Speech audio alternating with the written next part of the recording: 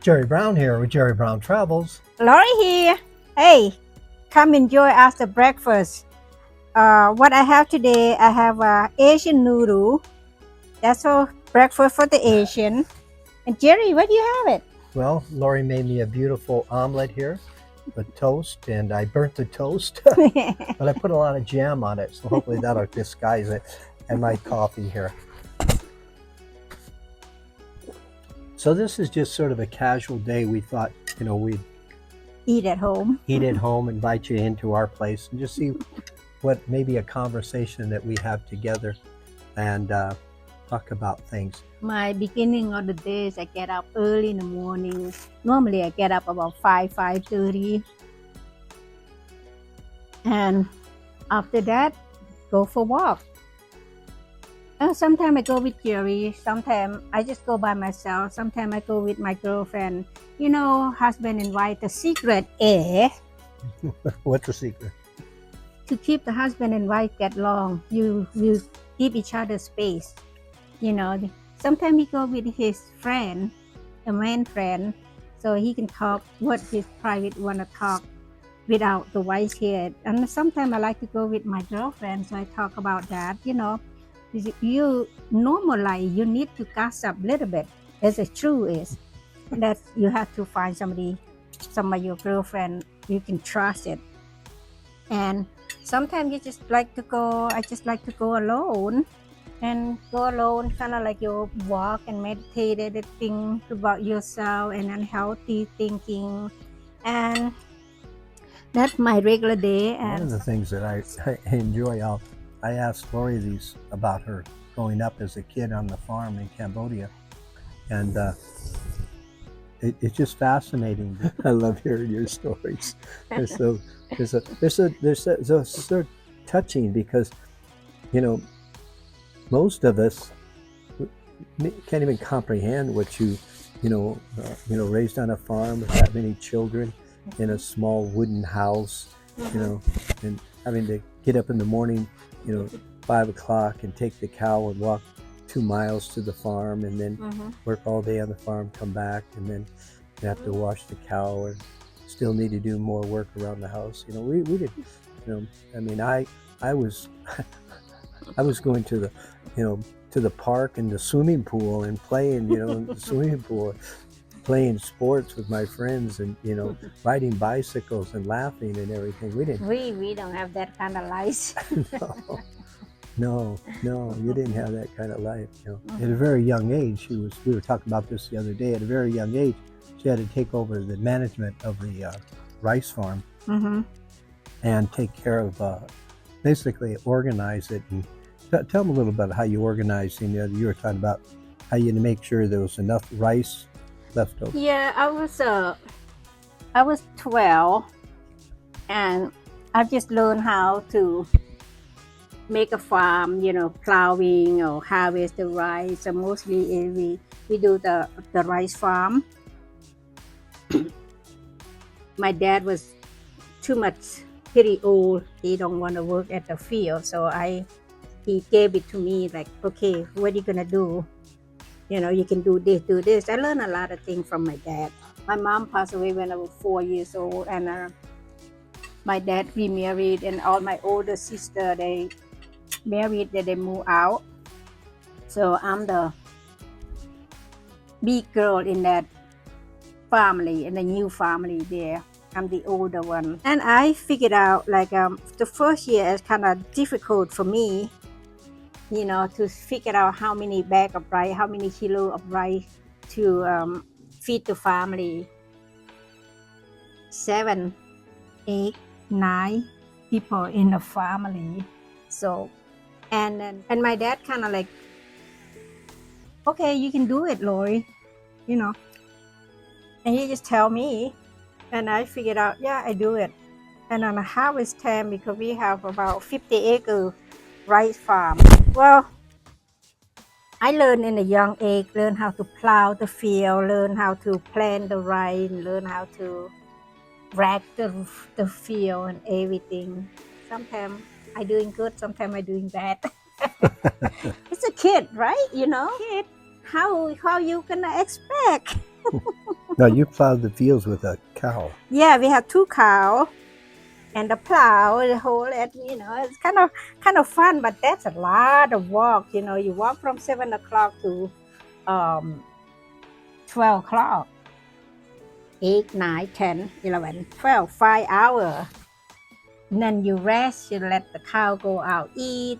It's about 2 o'clock you start again until 5 or 6 o'clock again. Mm-hmm. And by the time you come home, you're already tired. Go to the bed about 10 o'clock every day. Now, when you got home, you had to wash the cow. Sometimes I wash on the way home. Sometimes I don't wash them. It's true. Sometimes my sister or my younger sister help me wash it. Or if my dad, he doesn't get drunk, he can help clean the cow and feed the cow. So sometimes when you would tell about if the cow isn't work, you would have to hit it. Yeah, you spend a little bit. One cow was so funny. His name Ami, and another one is named a cow. A cow is white, Ami is black. And I guess the cow get tired too. When I plow the field and then he doesn't want to walk, and then he look at me, I spank them and they look at me and the tear come out. I said, okay, time for you to rest.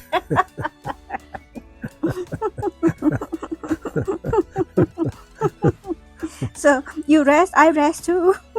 Did you name your animals? Did you name your cows? Only the cow. Not for the pig, not for the duck. The dog, yeah. The cow and the dog, we named it. You named it. Yeah. Now, when a cow passes away, when it dies, do you eat it?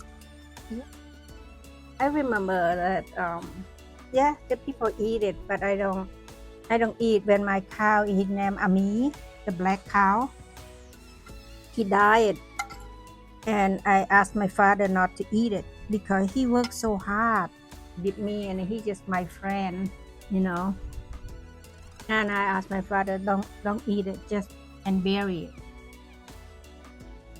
And my dad said, that's a lot of meat. They feed the whole village. I said, no, he's the family, so you can't eat this cow. If you eat this cow, I'm gonna die. I sit down and cry, and then he said, okay. I start to love that cow. That cow is so funny. When he know I'm tired, he just put his horn, put on my butt and then lift me up, and then I lay on his back or sit on his back and walk home. So how could you eat your animal?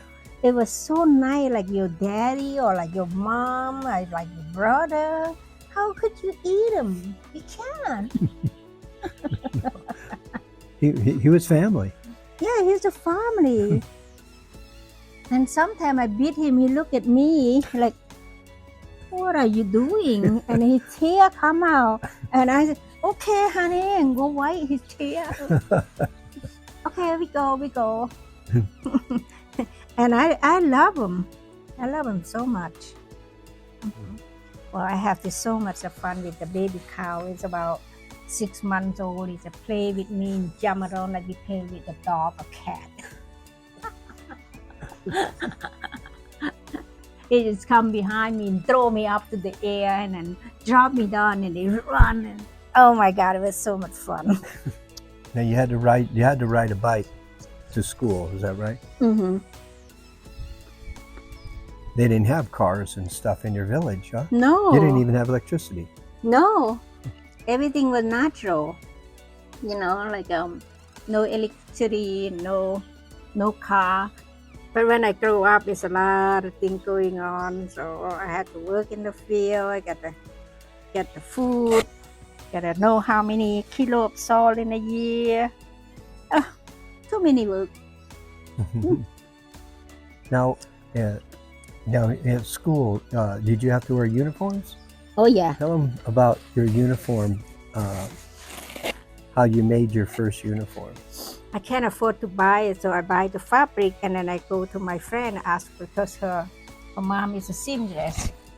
And then she showed me how. She said, Here, Lori, you do this. Put the fabric on the table, and you get the shirt. It was the one that fit you. Lay on top that on that fabric, and then you just cut it like that. I didn't know how to use the sewing machine. I don't have sewing machine anyway, so I use it by hand.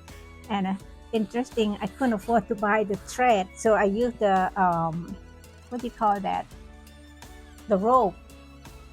The one it's a plastic rope. It's the one is tight the cow, or or you do the tying a horse or thing like that. So I break it up. It cuts about 1 millimeter long, and I break it up at a little bit bigger than needle. So I don't know. So I just pull it, put that plastic there. It's kind of long like this. I got to put in my teeth and pull it, make it smaller, and straight it out. That's my thread to sew my uniform. It lasts forever. So you actually took a rope and took the little strands out, Yeah. and then you use your teeth to do that. And what about a needle? What did you use for a needle? The needle, they have a cell, regular needle like they have everywhere here. Yes, I use that, and then it worked. The skirt is not too hard to make it, but the blouse is a little bit hard to make because you have to make the pad over there and put over here. How you call that? The shoulder pad. Shoulder pad. Yeah, you have to do that, and you have to put the pocket on it. And I'm kind of a little bit tough to do it. It take me about 2 or 3 days to make a set of uniform. How old were you? About maybe 9. 9 years old. Okay. Yeah, about 9 years old.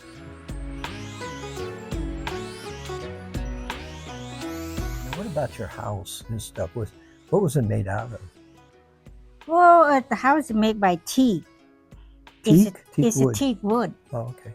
But the roof is the grass.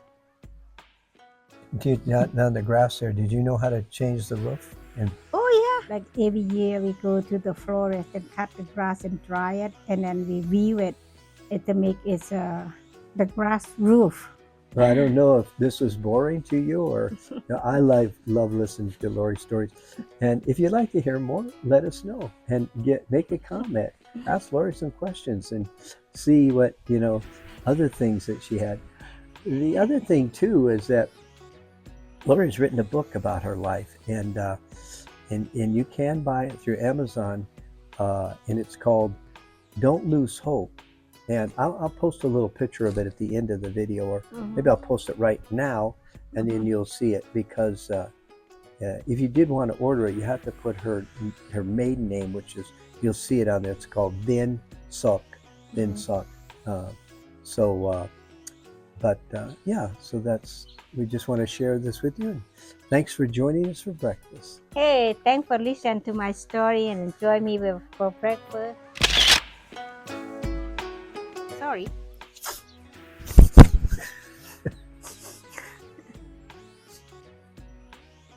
When the food delicious, you rub your nose get itching, and you have to rub your nose.